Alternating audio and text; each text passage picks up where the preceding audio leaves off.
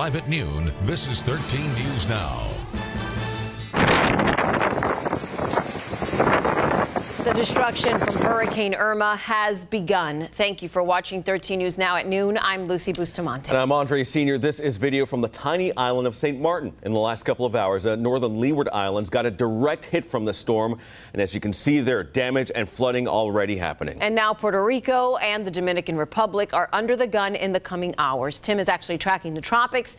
Any changes in the outlook for us, Tim? There are a few changes that I'll get to with the updated track coming out of the Hurricane Center in just a little bit. But first, I want to talk about the rampage that Irma's been on throughout the Caribbean. First up this morning, Barbuda had almost a direct hit. The eye wall passed just over the north side of the island. Winds measured there on the ground of 155 miles per hour before the reporting station was knocked offline. Then you had St. Martin up next, a direct hit. Now in line, right knocking on the doorstep, are the British Virgin Islands, about to take a direct hit from Irma, which has not weakened at all after two landfalls. Normally we see some sort of influence in the strength, not the case here. Up next is going to be a glimpse by Puerto Rico. The eye wall expected to pass just north of the island there. Nonetheless, very gusty winds and catastrophic conditions there. Hurricane warnings up all ahead of the storm, all the way up into the Bahamas, actually. And eventually that'll be spread north into parts of the continental United States. As you look at the track here, still a Category 5 with winds of 185 miles per hour. A noticeable shift east here. Yesterday, we were talking about the possibility of it going along the west coast of Florida, maybe into the Gulf of Mexico. Now it's shifting and doing a path very similar to a few storms that we've had in the past. Most recently, Matthew, when it tracked right along the coastline here and entered the warm waters of the Gulf Stream just off the southeast coastline. Certainly bears watching here.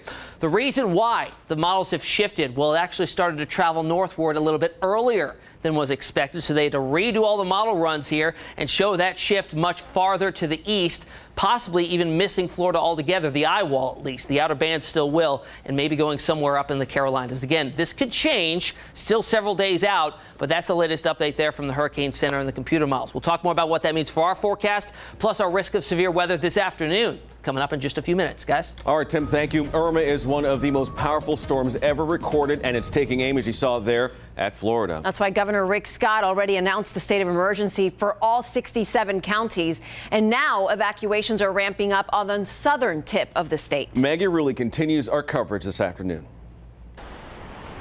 Hurricane Irma's tearing through the Caribbean as a powerful Category 5 and showing no signs of slowing down.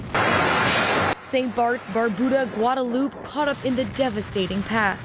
The storm's now bearing down on St. Martin, battering the tourist hotspot with sustained winds of 185 miles per hour and gusts even higher.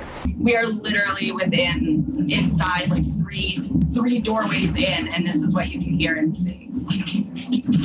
The U.S. now bracing for impact. Puerto Rico's preparing for a catastrophic event with 700 people already in shelters. No one is ever ready for a Category 5 hurricane. And Florida is sitting directly in its path. This is serious, and we cannot take chances.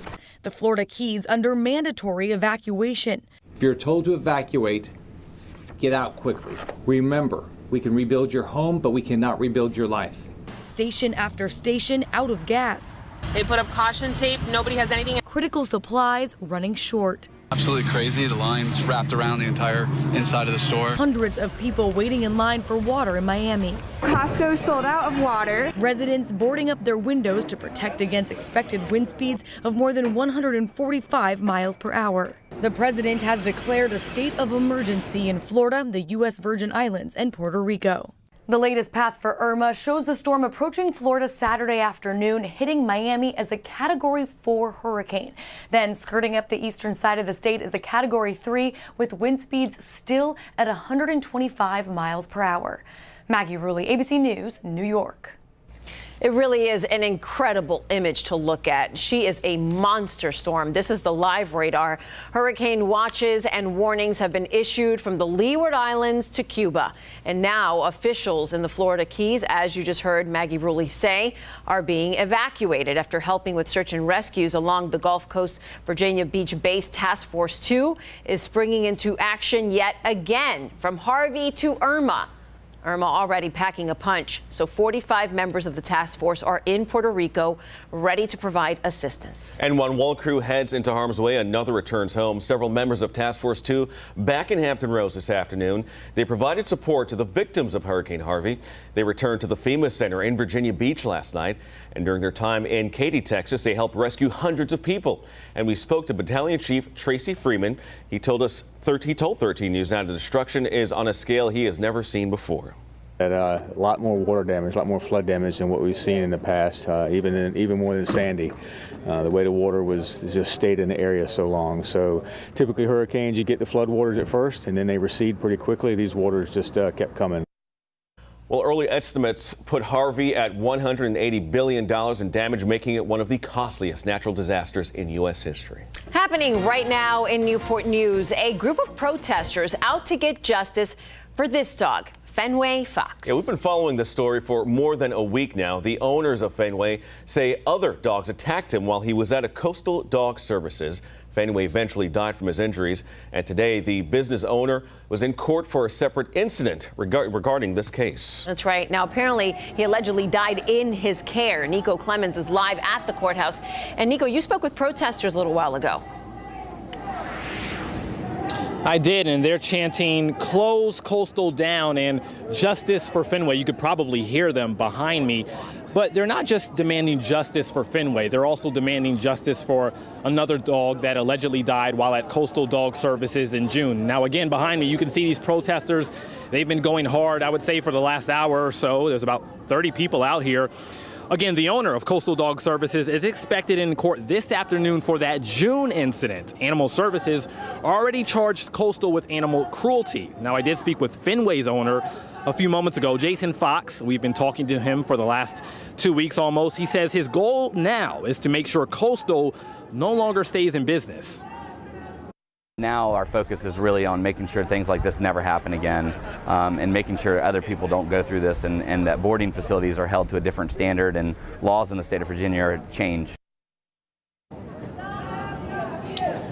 Now, Coastal's owner, Rick Tavalia, he's expected in court at 1 o'clock. These protesters plan to be out here till about 12:30. Now, I did call to find out and to get an update on this recent investigation at Coastal Dog Services. We're told that that investigation is still ongoing and no charges have been filed at this time. We're back at 4 with an update from today's hearing that starts again at 1 o'clock.